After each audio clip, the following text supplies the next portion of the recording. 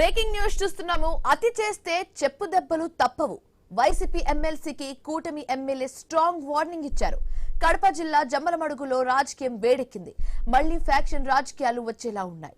జమ్మలమడుగులో MLA Adinarayana Reddy, YCP MLC Ramasubbareddy మధ్య తీవ్ర స్థాయిలో మాటల యుద్ధం జరుగుతోంది. కూటమి నేతలపై తీవ్ర విమర్శలు చేసిన రామసుబ్బారెడ్డికి ధీటుగా కౌంటర్ ఇచ్చారు. వైసీపీ నేతలు తనపై అనేక కేసులను బనాయించారని, అధికారంలో ఉన్నప్పుడు తనను ఏమి చేయలేకపోయారని మండిపడ్డారు. తన కుటుంబానికి కేసులు, జైలు కొత్త కాదని, ఫ్యాక్షన్ రాజకీయాలలో తన కుటుంబ సభ్యులను సైతం కోల్పోయినట్లుగా తెలిపారు. కూటమి ప్రభుత్వం మరో 3 ఏళ్లు అధికారంలో ఉంటుందని, అప్పటిలోగా వైసీపీ నాయకులకు సినిమా చూపిస్తానని వెల్లడించారు.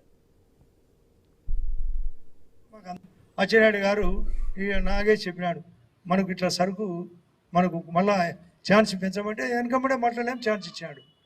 కొల్లు రవీంద్ర ఏందో ఎక్సైజ్లో ప్రాబ్లం వచ్చింది, వెంటనే ఎక్స్పర్ట్ అయినాడు.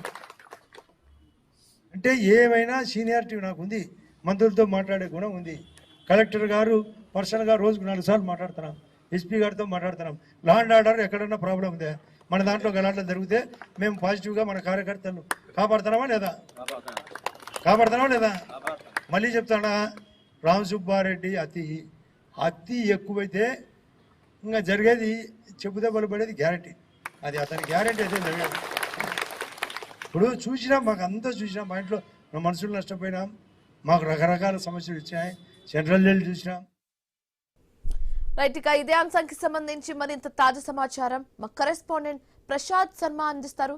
ప్రసాద్ శర్మ, చెప్పండి. అతి చేస్తే చెప్పు దెబ్బలు తప్పవు అన్నట్టుగా వైసీపీ ఎమ్మెల్సీకి కూటమి ఎమ్మెల్యే స్ట్రాంగ్ వార్నింగ్ ఇచ్చారు. దీన్ని ఎలా చూడొచ్చంటారు?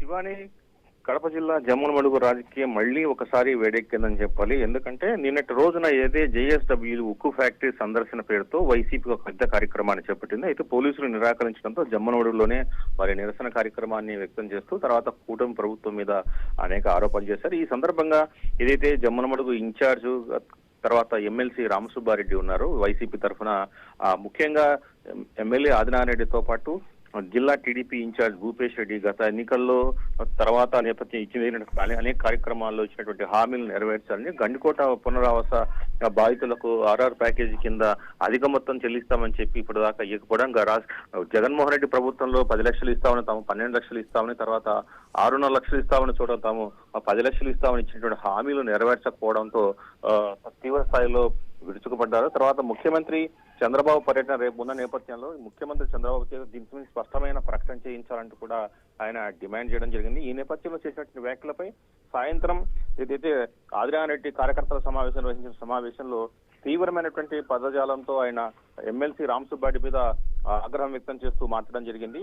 తర్వాత ఏదైతే వైసీపీ నేతలు చేపట్టినటువంటి ధర్నా కార్యక్రమానికి, ఏదైతే జేఎస్డబ్ల్యూ పరిశ్రమ ఏర్పడిన ధర్నా కార్యక్రమానికి అనుమతి ఇవ్వకపోవడం వెనుక తాను జిల్లా కలెక్టర్ కు, ఎస్పీకి స్పష్టంగా చెప్పారని, అయితే వాళ్ళు నిరాకరించారని, కానీ వాళ్ళ పుల్లు కాదు, మామూలు పుల్లులే, వాళ్ళు అసలు పుల్లు కాదంటూ కూడా కామెంట్ చేస్తూ ఈసారి అతి చేస్తే చెప్పు దెబ్బలు తప్పవు అంటూ వార్నింగ్ ఇవ్వడం ఇక్కడ సంచలనం రేపుతోంది. శివాని, మొత్తానికి రాజకీయంగా ప్రతిసారి వార్తలు అన్నట్టు ఆదినారాయణ రెడ్డి ఈసారి ఎమ్మెల్సీ రామసుబ్బారెడ్డి చేసిన వ్యాఖ్యలు కొంత దుమారం లేపుతున్నాయని చెప్పాలి. అట్లాగే 2 కుటుంబాల మధ్య జరిగినటువంటి ఫ్యాక్షన్ నేపథ్యాన్ని కూడా ఆదినారాయణ రెడ్డి ప్రస్తావించడం ప్రస్తుతం చర్చనీయాంశమైంది. Shivani, right, thank you so much Prasad Sharma.